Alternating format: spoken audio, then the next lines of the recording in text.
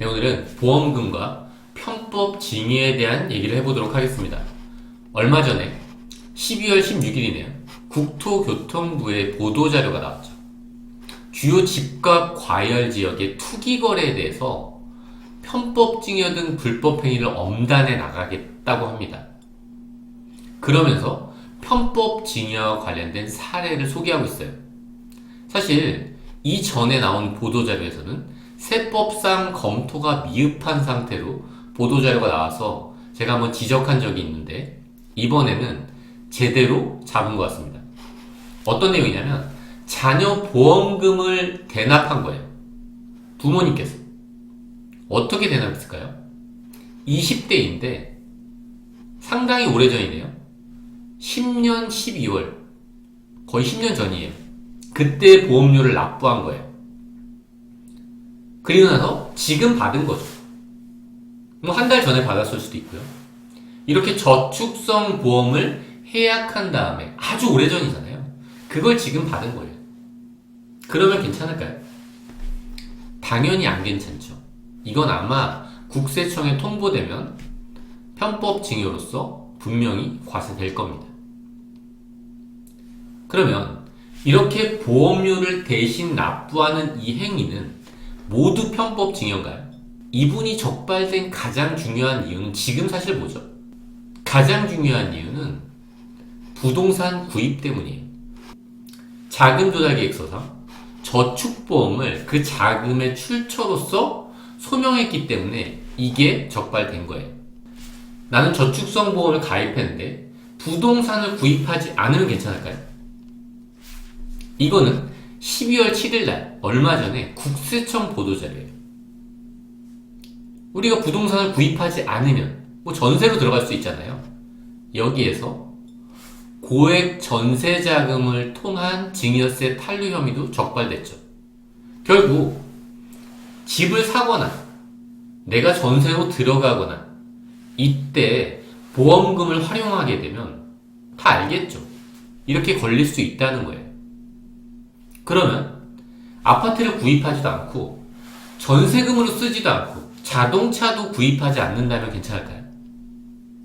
제가 갑자기 저축성 보험을 해약했는데 10억이 생겼어요. 이 보험료는 부모님이 대납해 주셨죠. 저는 연봉이 5천만 원입니다. 1년 후가 됐어요.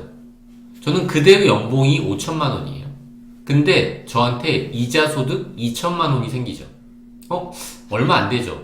이자 소득 2천만 원밖에 안 되는데 이게 세무조사 대상. 이렇게 판단하는 게 아니에요.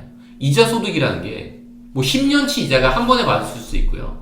1년치 이자가 지금 들어온 걸 수도 있겠죠. 근데 국세청은 알 수 있겠죠. 원금을 알 수 있는 방법이 있겠죠. 그 원천징수 서류를 확인하면.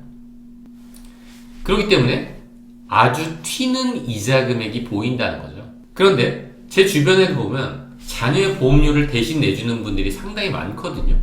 그럼 이분들이 다 세무조사 대상이 되나요? 뭐 자녀의 상해보험 같은 거는 사실은 그건 과세 대상이 아니겠죠. 조사 대상도 아닐 거고. 왜냐면 없어지잖아요, 돈이. 그리고 어떤 사고가 발생해야지 나오는 거잖아요. 뭐 그런 얘기 하는 건 아니고 일단 저축성 보험을 예를 들어 볼게요. 해지하면 받을 수 있는 그런 돈들.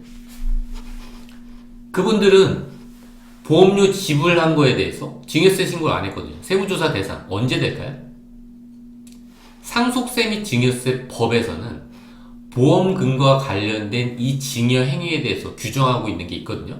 사실 법에서 규정한 행위는 그렇게 많지는 않은데 그만큼 빈번하게 발생하고 있다는 거죠. 보험금을 통한 증여라는 행위가. 그러니까 법에서까지 규정을 하는 거예요. 시행령이나 시행규칙 이런 것도 있을 수 있는데 법에서 규정한다는 건 그만큼 중요한 걸 거예요.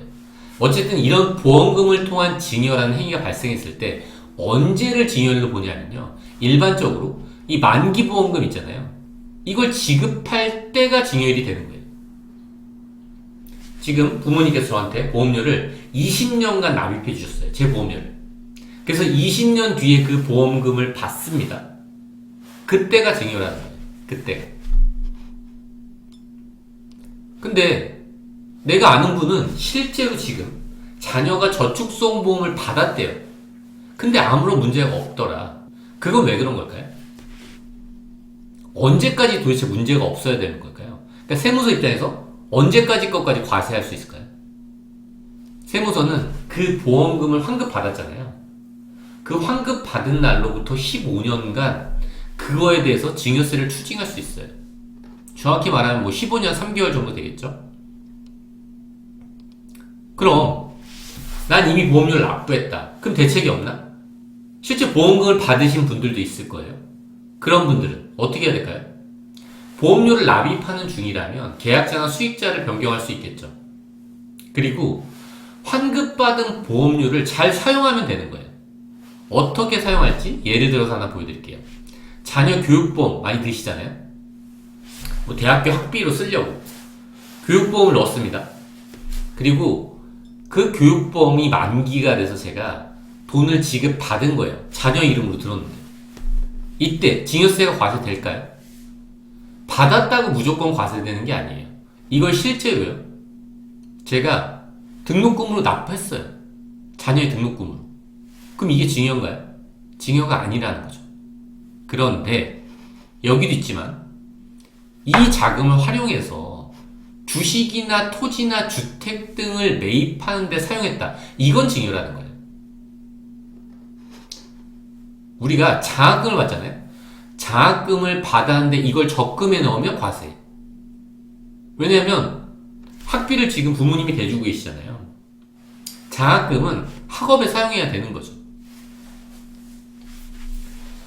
그리고 이런 질문 남겨주신 분이 있는데, 부모님 명의의 예금, 적금을 만기 후에 자녀 명의 통장으로 예금하면 당연히 증여세가 발생하죠. 이때는 자녀의 명의 통장으로 불입한 그 시점에 증여세가 발생하게 됩니다. 그리고 보험료, 자녀의 보험료를 쭉 납입하는데 갑자기 상속이 발생한 거예요. 그러면 적어도 이렇게 납입한 그 금액은 증여로 볼 수 있겠죠. 그 시점에. 얼마 전에 제가 잘 아는 동생이 송파 쪽에서 오피스텔을 취득한다고 하더라고요. 근데 부모님한테 자금을 조금 지원받는데요. 이거 괜찮냐? 라고 물어본 적이 있었는데, 제가 뭐라 그랬냐면은, 그 집을 좀 잘 알고 있으니까, 부모님도 연세가 많지 않으시고, 문제가 없을 것 같다. 문제가 없을 가능성이 높을 것 같다.